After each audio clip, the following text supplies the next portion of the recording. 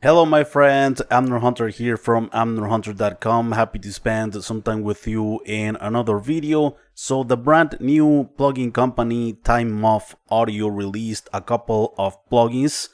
This is the Dime MS, which stands for mid-side, and we have also the Dime TT, which stands for transient and tonal, right?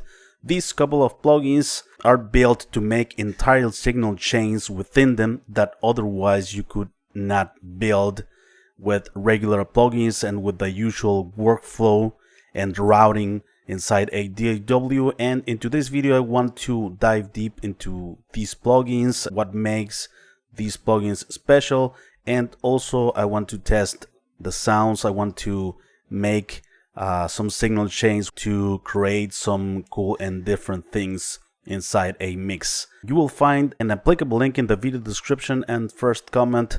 There are free trials available for each one of these plugins, right? And there is also an introductory price as well in light of this brand new release.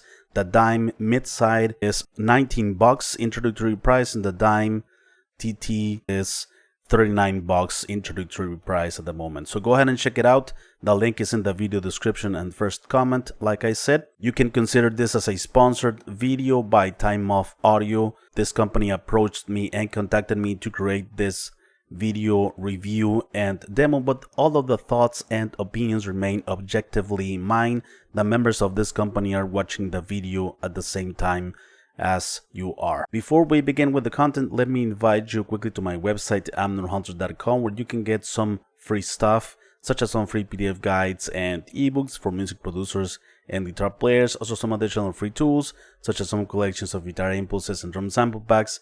Don't forget to check out this channel or my blog, which I am updating almost on a daily basis with tons of content like this. Hit the notification bell so you don't miss out on any of the updates. So let's start with the Dime mid-side. This is basically a plugin host within the DAW. You load this plugin in any part of the signal chain. If you want at the beginning of the signal chain, it's alright, because you can create entire signal chains within this. You probably won't need a lot of other plugins besides this. By the way, one thing, when you open up the plugin, it asks you to load any third-party VST3s or AU for Mac as well. So that information is right here, this connector icon. You can load third-party plugins. In this case I use Windows, right? So it loaded all of the VST3s, and you can find more here, and it will go and do that automatically. If you click here and go, it will find the folder and all that, and it's going to load the plugins so that you can use them internally within Dime MS, right? So basically you have here, as you can see, this visualizer. In orange you have all of the mid image of the signal. I have a full mix in this case. Then in blue you have the side image, right? And as you can see here, you have 4 slots for each one of the parts of the image. And you can load here plugins. In this plus icon, you can look for all of the list of plugins that you have here and load them. For instance, let's load this one here in the first slot, right? It's loading and it's good to go there. And now it's affecting the mid image of the stereo. You can solo each one of the 2 like that. You can open up the plugin here. You can make all sorts of changes. You can remove it, or you can also, let's say for instance, let me load this one. You can turn it off and turn it on here, right? And you can load more. You can also change the order of things. Let me load another one here, for instance. Let me load this one, for instance, right? And by the way, the plugin is very lightweight, very lightweight. You can change the order of the signal chain here, and of course this will be affecting only the mid image, right? Like that. You have also a mix control for each one of the 2 parts of the stereo image. you can have a blend in parallel of this signal chain against this signal chain. Some plugins, I know some advanced and premium plugins have this mid-side functionality, but a lot of plugins don't have this mid-side functionality, and it allows us to create some unique signal chains that otherwise we could not use, right? All of it using this plugin that separates both signals, right, in a very accurate way. We also have general controls, right, such as the input, the output, and also a general mix of the plugin, right, from 0 to 100%. Also, one cool thing is that we have macro and quick controls that we can map pretty much, right? So for instance, once that we have the signal chain here and the plugins, we can select specific parameters from each one of the plugins. We can now control them with a single fader. For instance, if we click here, select pattern, we have now the two plugins, right? We can select each parameter of each one of the two plugins in this case, and I can, for instance, select this one, and now I have a fader to control the enhance that is on this plugin, right? This enhance frequency, for instance. This is just to give you one example. We can also select another parameter from another plugin. Let's say, for instance, the output of one plugin, and we can control it with this. We can delete that specific parameter, these sort of quick controls, and we have here 5 slots. Also, we have a second page, by the way, so we have up to 10 slots. So that's pretty cool, because we don't need to open up the plugin to control single parameters. We don't need to go to each one of them. We just simply open up this sort of matrix. We have also a light theme and a dark theme on this plugin, right? I want to show you this mix that I have. I built a signal chain here on the master. A signal chain and a processing that otherwise I couldn't be able to build. Let me show you the mix.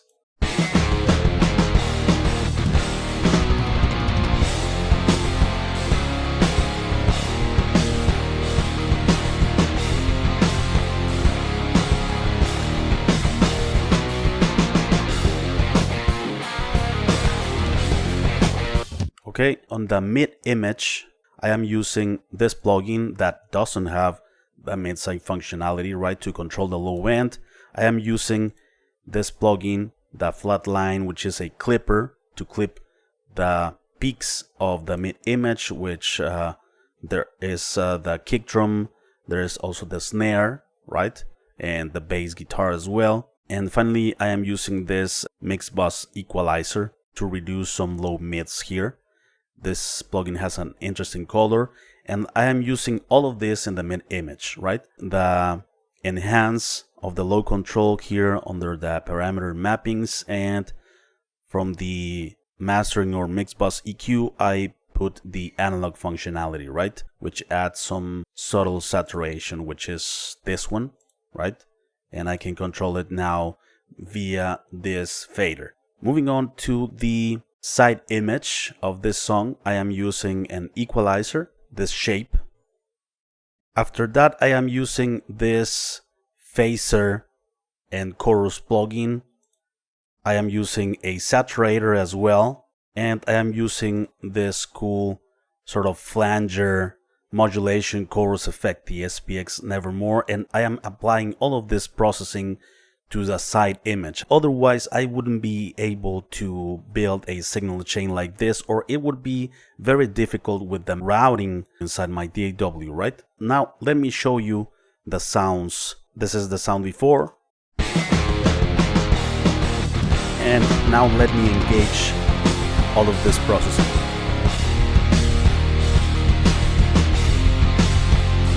Before, sort of stereo, dull, right? This is the low end. Let me turn off everything. I brought back some low end, I am controlling the dynamics, I am removing some low mids with these plugins, only mid image. You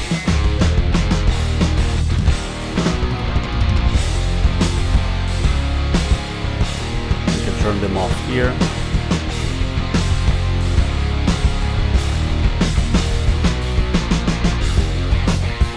Now let's check out the side image, right? So all of the signal chain off. Now I have some movement on the sides, which translate to this.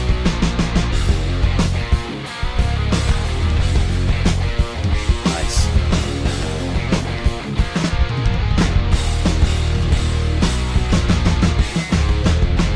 I have the phaser depth here if I wanted more exaggerated. And the cool thing is that we have mix controls and also a general mix control here. So no effects, 50%.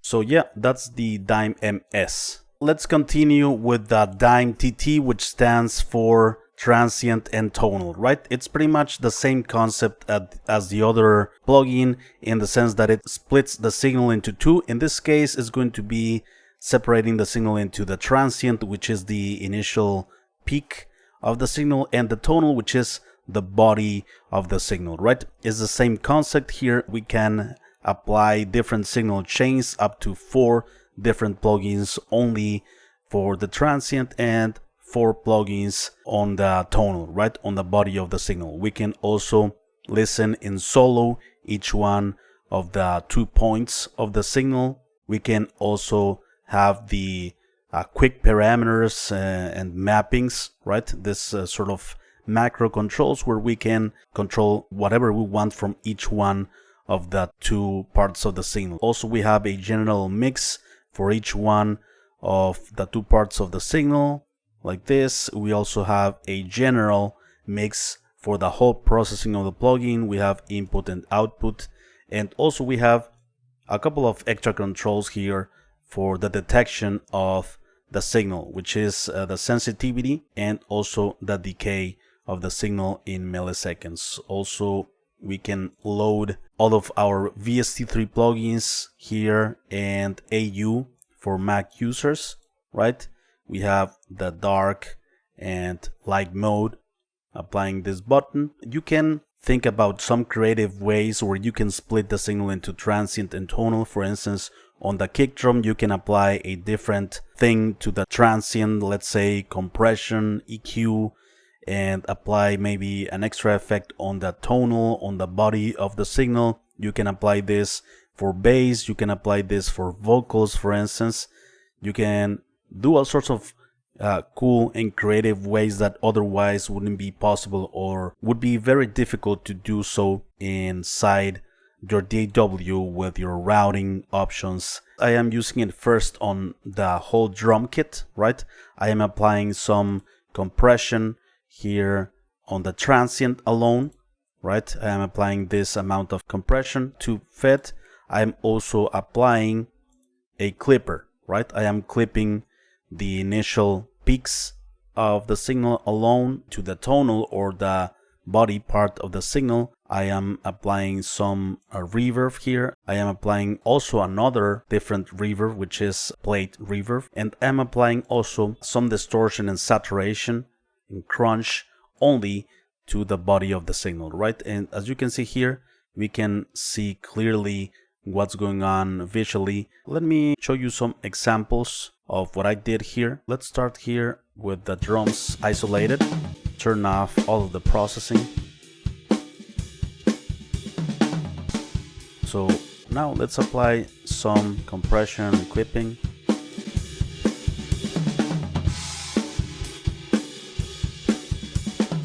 And I did this crazy character to the tonal part.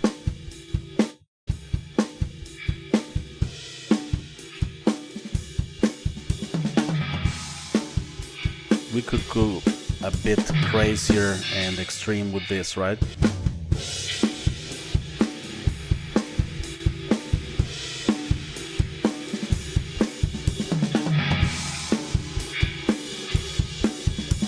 Applying a crazy effect here to the tail. Also, I did something to the bass guitar here. I am using this plugin and I am applying some very different processing on one and the other, right? So here, for instance, on the transient alone, I am applying some low end control and extra saturation and also some distortion off of this bass pedal, right? Also, for the tonal, I am applying an extra distortion, but it's another fuzz. And I am also applying some modulation with this chorus flanger effect, right? I have some like quick controls here. For the bass pedal, I have the distortion in this fader. For the fuzz, I have the general mix. For the modulation, I have the general mix as well. And the low end saturation also for the bass pedal, right? So let's check out the sounds before. So these are the sounds of the bass.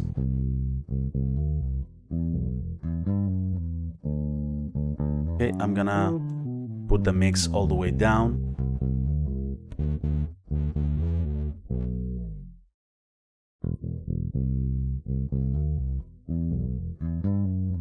Okay, let's add some low end control here. I am altering the signal in that sense, only the transient. Let's add some tonal.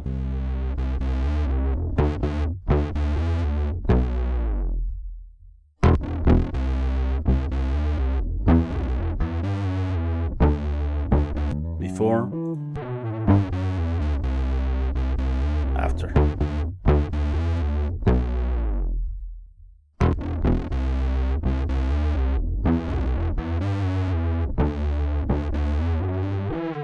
Before.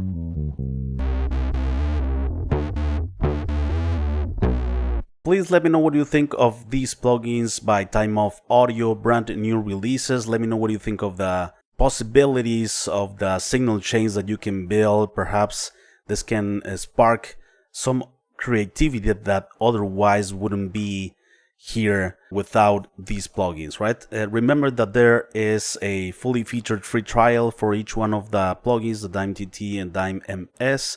Also introductory price, right? 19 bucks, only 19 bucks for this and 39 bucks for the other one. So let me know your comments down below. I'm always happy and interested to know your opinions. Bye bye, take care, and I will see you very soon in the next video, alright?